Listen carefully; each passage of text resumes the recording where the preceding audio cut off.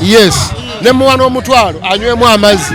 Omwana ku myaka gino kubanga si generation yaffe, si generation y'abaani. Waligambye nti ono agenza okuzaalibwa. Olina emyaka emeka? 8. Alina emyaka 8. Kabaka wa 68. Kati omwana w'emyaka 8 okubanga ayagala nnyo kabaka w'emyaka 68. Mulabamu okutegeera okwenjawulo. Oba ne famire mwava ng'etegeera nnyo emwagazisizza Obuganda. So ensonga kwenvudde nange okumwagala era ngenda kumulondoola omwana ono. Era njagala maama we ogenda kufuna essimu yange. Omwana ono ngaddayo omwana ono taamu ejja. Nze ngeno musasira taamu ejja mu ssomero. Ngenda musasira taamu ejja ku ssomero. Lwakwagala kabaka. Musasira lwakwagala ani? Ate omutima ogwo ogenda nagwo mu maaso tegukuvaamu. Okwagala kabaka ojja kuba muwanguzi. Teri ayagala kabaka ali bubi. Buli ayagala kabaka atayagala kabaka lubaala amuluma. Buli atayagala kabaka lubaala akola ki? Amuluma. Yeah.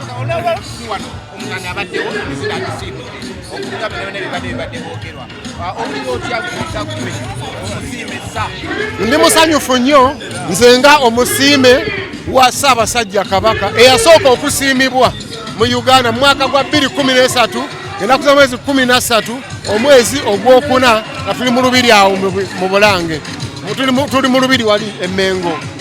Kabaka ne banfukamiza ku ddiba ly'engo ne bankolako n'emikono ne bampa ne certificate of appreciation eriko ebigamba nti osiimiddwa Obwakabaka bwa Buganda olw'okuyiiya n'okuyimba ennyimba ennyunyuutuvu ezijjudde amakulu ezizimba eziwabula eziyigiriza abavubuka okukola. Oli kyakulabirako kirungi mu Bwakabaka bwa Buganda era genderaawo.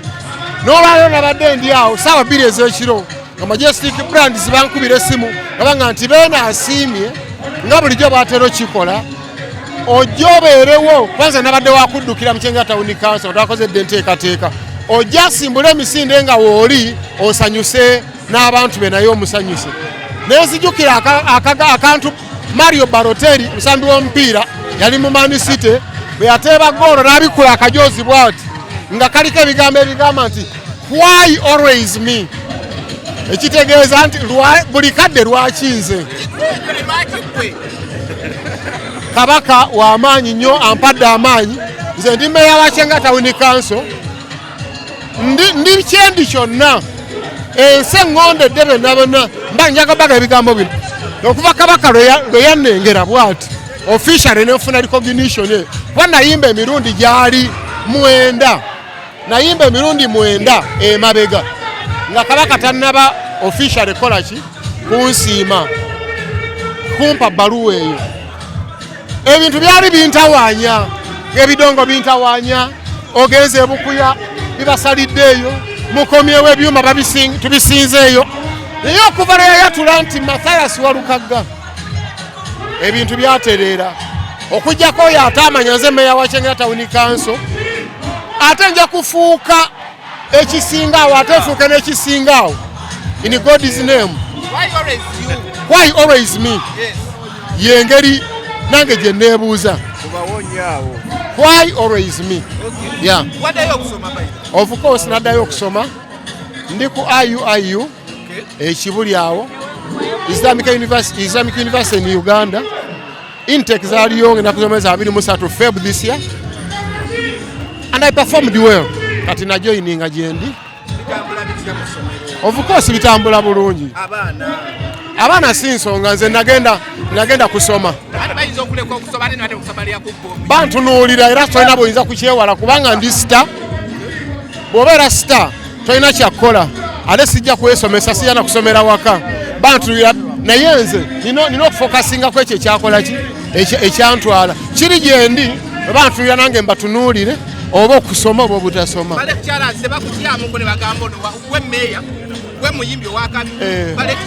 Of course bwe mbeera mu lectures nina okulaga humbleness kubanga I'm a student.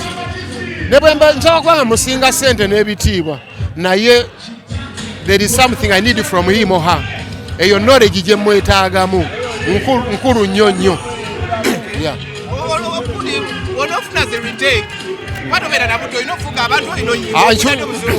Nkiwadde obudde nagenda okuddayo okutakinga that final decision okuddayo okusoma nga mmaze okukiwa obudde ng'era maze okushedulwinga ebintu byange byonna. Music njamu kuba nti politics njamuzanya bwe nti n'ebitabo nja bikola bwe nti.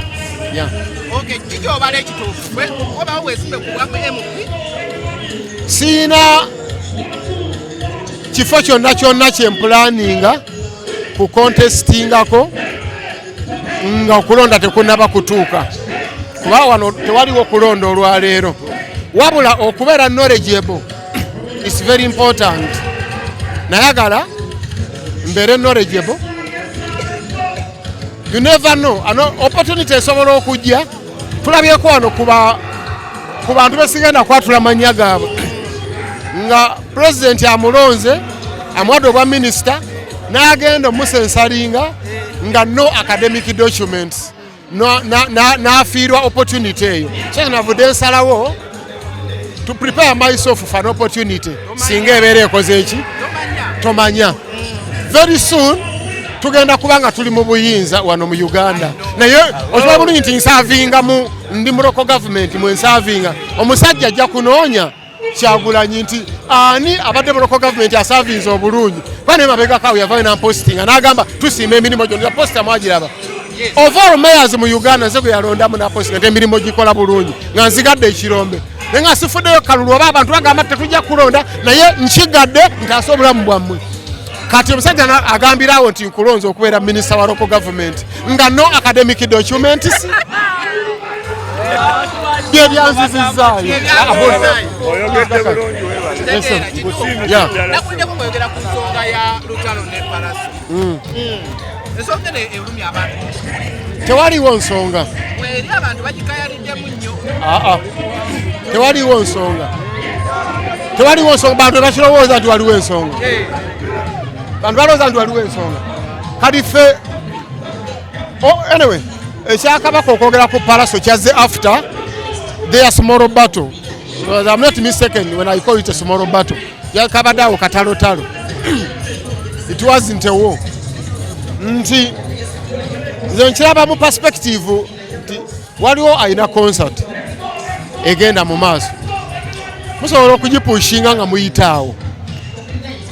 Lutalo simmanyi nga muntu wa ntalo yadde erinnya lye Lutalo naye simumulyako muki era nabadde neewunyiza nnyo nenjagala mpulirize ye ku byayogera nga ye biraga tewaliwo buki nga kiringa omuntu bw'anaagamba tigundi gwe oyina amagezi nga gwe bw'okana tompayiriza nze ndi musiru naawe kati nga Lutalo yali mu kugamba nze sina lutalo na muntu naye nga omulala agamba waliwo lutalo sina lutalo na muntu ndowooza obwo omuntu obeera mu music industry ate butono twalaba Kamiliyoni beetomeranga babebe babobi era finally they became bebagamba kati nti big 3 nga balina we bayitidde gwe weebuze kyajjanga kitya omu n'amaani ku ssaawa 8 ono ali kansanga ngende mutomereraawo oba kitega kyenkugamba nti okupushinga music oba a concert toyita mu kkubo limu nyinza okukalabanga strategy ey'okupushinga oba oli awo concert and of course I congratulate my younger brother Palaso olwakabaka okwatula erinnya naga nti ennyimba ze zimunyumira okukolerako dduyiro. Recognition is a process. It is not yet recognized, but recognition is a process. Like I was recognized nayimbira kabaka emirundi 9 emyaka 9 mu mazaalibwa ge ng'officially tannabakola ki kumpa baluwa. What shows nti you are fully and officially recognized is the certificate of appreciation. Eri nkugambye bagikuwa ng'ewandiikiddwako n'ebyo ebikusiimisiza naye kabaka mu miliyoni z'abantu 50 olwaleero okuba n'agamba nti Palaso tokiyita ekyokuzanyirako yayogedde bameka oba nfuna tewabaddeyo linnya Muwanga oba Kasiwukiro oba Kabagamba obaani aba ayogedde Palaso muleke azimbe muleke Palaso azimbe.